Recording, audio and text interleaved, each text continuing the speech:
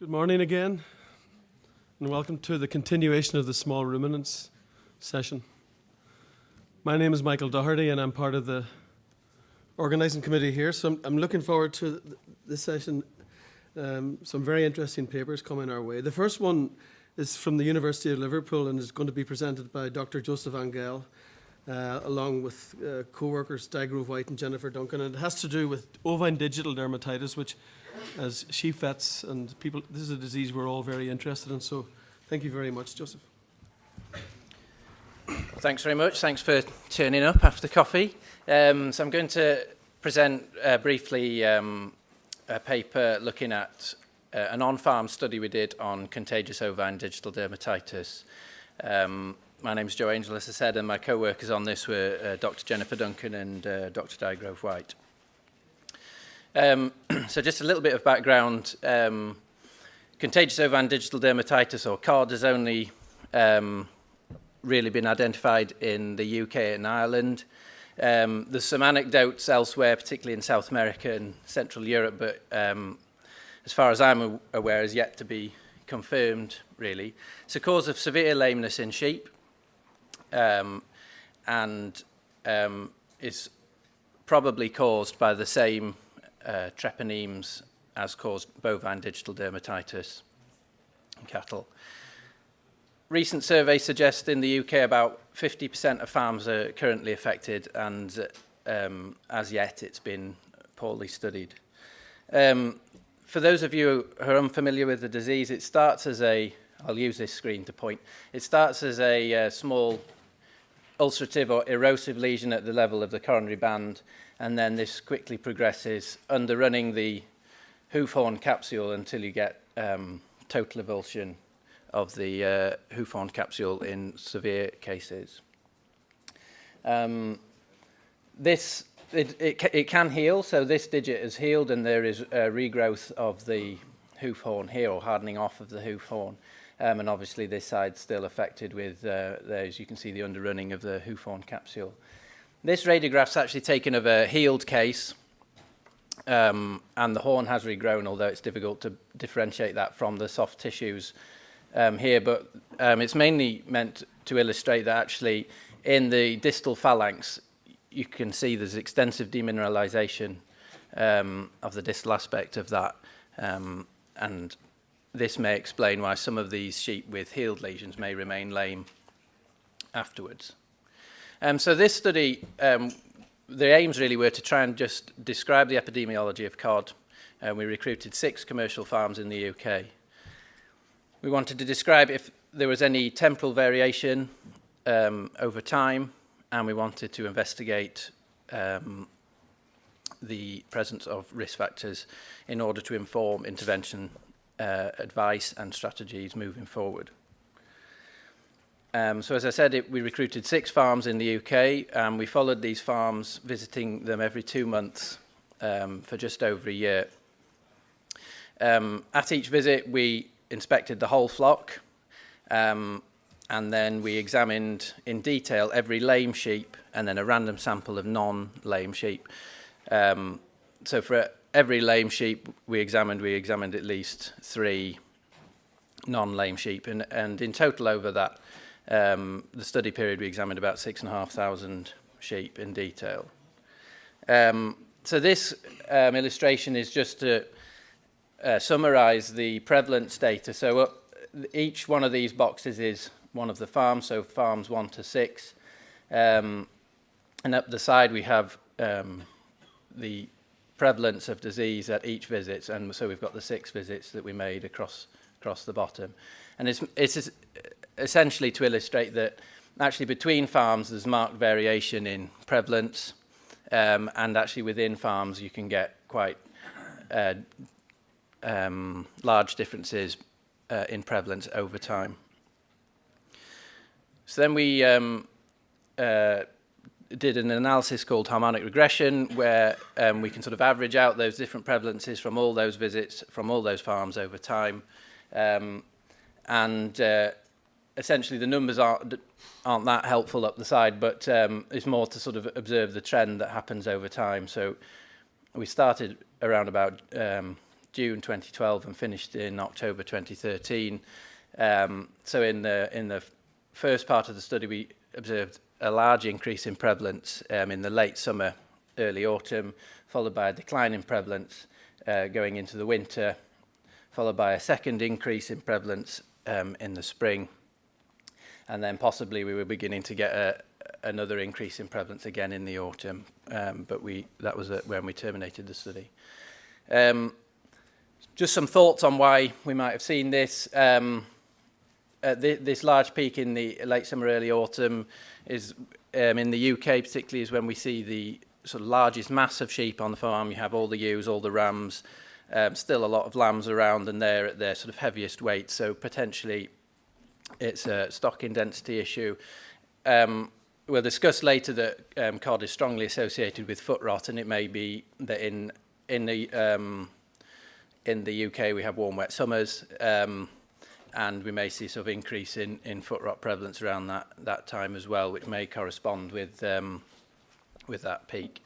The second peak in the spring in the UK, we either house ewes for lambing, or certainly hill flocks bring them closer together in order to manage them around lambing, and it may be that we just got an increase in transmission due to the sort of gathering together process at that point. So the other objective was to look at risk factors for disease. We were able to show that there was that yearling ewes particularly, were at much lower risk of disease compared to growing lambs or fattening lambs and adult ewes. And this may be due to sort of management differences. So often yearling ewes, or ewe lambs in particular, are kept as a separate group. They're often selected as replacement ewes, so they're selected from the better sheep, or hopefully not lame sheep. And it may be that as they're managed separately, that they're just not contracting disease as much. So that might be why we saw that. We then did we computed a multivariable logistic regression model. Essentially, if a number is above 1, then it's positively associated with disease, and if it's below 1, it's negatively associated with disease. So this model shows that there was a strong relationship between the presence of foot rot in the same foot and the presence of CODD. So a sheep with foot rot was much more likely to also have CODD compared to a sheep without foot rot. But interestingly, there was a sort of inverse relationship with interdigital dermatitis, or scald, or benign foot rot, as you might call it.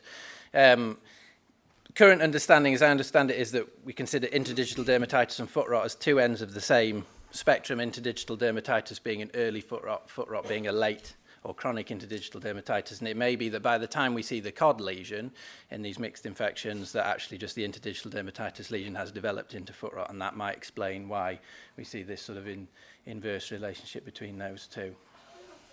And we looked at all sorts of environmental and management factors with relation to disease. In the multivariable model, the most important one came to do with the sort of cover of the pasture. So we looked at whether there was sort of even sward coverage to the pasture, or whether there were sort of patches of bare ground or poaching. And certainly the more patches or poaching or sort of rough terrain, this increased the likelihood of finding CODD. This last line is considering the presence of a white line lesion or shelly hoof. It continued to remain in the model, but I'm not sure why having a white line lesion means you're less likely to have CODD. And then finally, we locomotion scored all the sheep prior to examination, and we up the side we've got locomotion score here, and then I've just looked at the presence of different foot lesions and the impact on locomotion score. So for sheep with just CODD, they are much more lame compared to those with just interdigital dermatitis, and they're also much more lame compared to those with foot rot. These little whiskers on the bars are 95% confidence intervals, so you can sort of compare whether there's differences between these columns statistically. So if they overlap, there's no significant difference. So we can see that sheep with CODD and interdigital dermatitis are no more lame than those with just CODD, and sheep with CODD and foot rot are statistically no more lame than those with just CODD. So from a welfare perspective, the presence of a CODD lesion is the one that affects the locomotion score the most and is the sort of critical element to welfare compromise. So in conclusion, CODD is obviously a cause of severe welfare compromise in affected animals and on affected flocks. This study, amongst others, shows a strong positive association with CODD and foot rot. And so moving forward into intervention strategies, I think we need to consider both diseases in tandem. Similarly, some of the environmental risk factors for foot rot are also borne out as risk factors for CODD. So again, I think that just adds weight into tackling these diseases in tandem. And for affected farms, we need to sort of consider the two together. So thank you very much for listening. Thank you very much.